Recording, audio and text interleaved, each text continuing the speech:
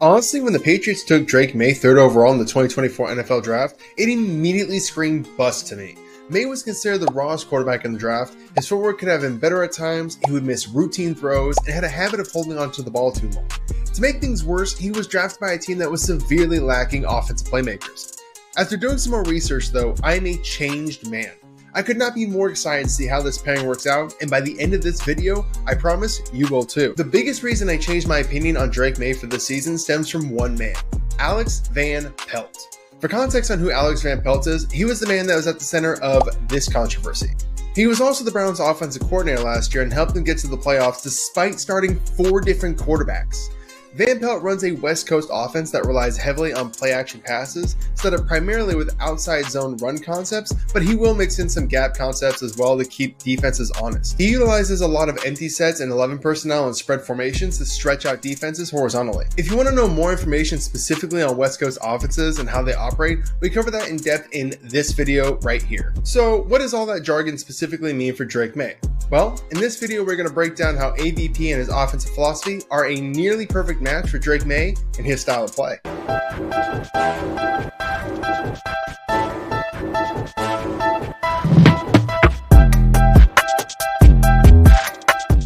I just want to take a quick second to thank you if you are a subscriber to this channel. Your support means the world to us and it motivates us to make new videos every week. We are trying to build a space for rational fans to discuss the game we all love, and we cannot do that without you.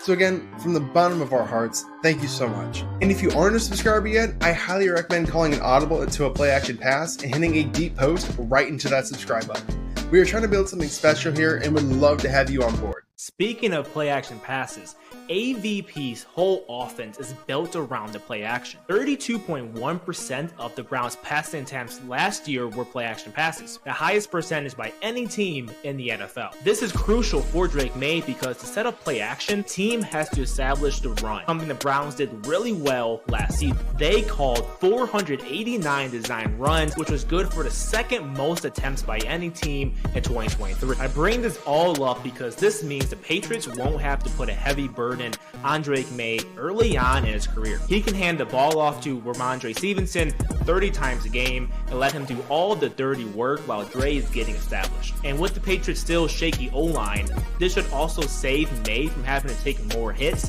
than if he was being asked to drop back and throw 40 times a game. Of course, there will be plenty of times that Maye will be asked to operate a traditional drop back game, and here's how Alex Van Pelt is a great coach. AVP sets up his young quarterback for success before the ball is even snapped by running empty formations with 11 personnel. Spreading the defense out like this has been a staple of Van Pelt since his days coaching Aaron Rodgers to an MVP level. Last season in particular though, the Browns finished 4th in empty formation and 11 personnel usage. What this will do for Drake Maye is it will simplify the defense for him. By spreading out alignments, defenses aren't able to disguise their coverages or blitzes super well.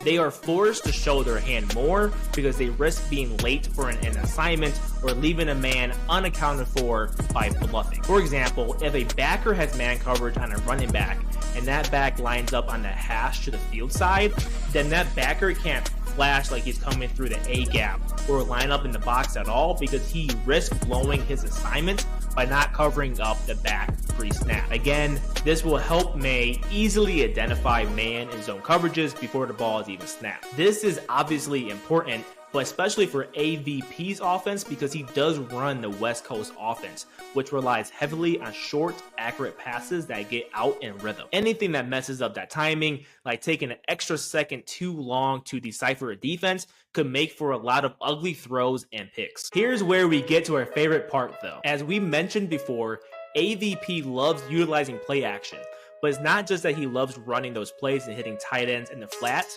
He loves using play action to take shots down the field. According to Evan Laser from the New England Patriots, with Flacco, the Browns generated 12 yards per play action pass attempt while producing 16 completions of 20 plus yards on play action attempts and 5 regular season starts.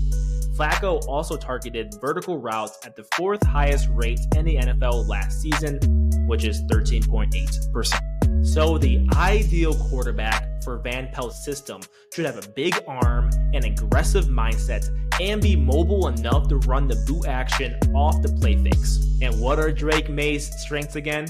Well, he is known for having a Justin Herbert or Josh Allen type of arm, being aggressive and pushing the ball downfield, and being a great multi-sport athlete who comes from a family full of athletes. So that's a check, another check, and one last check. So what we have here is a play caller who loves to dial up shots and a quarterback who was third in completion percentage among quarterbacks with 60 attempts last season. Pair that up with two guys who finished in the top 10 in receptions over 20 yards last season, Javon Baker and Jalen Polk, and this offense has the chance to be one of the most aggressive and explosive units in the league next year, which should be a very nice change of pace from the hyper-conservative Mac Jones era. There is a twist though. If you notice at the beginning of this video, we mentioned that he was a nearly perfect match. That's because AVP runs the West Coast offense, which, if you know anything about that offense, should set off some alarms for you. If it doesn't, let me explain. The passing attack for the West Coast offense is built on rhythmic passing that requires concise routes and highly accurate and consistent throws. There's usually very specific footwork that is required of the quarterback that sets up the timing of the reads and allows little room for any improv.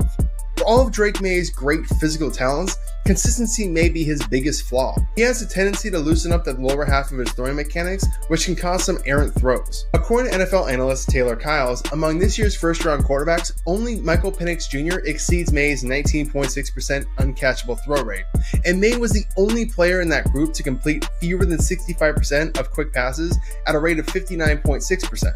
If this group is going to be one of the most explosive units, they need Maye to be more consistent with his throwing mechanics. I am not going to hit the panic button just yet though. Of all the things that young quarterbacks need to improve on, footwork is probably one of the easiest things to fix. The everyday drills that quarterbacks do as part of the individual portion of practice should have this footwork improved in no time.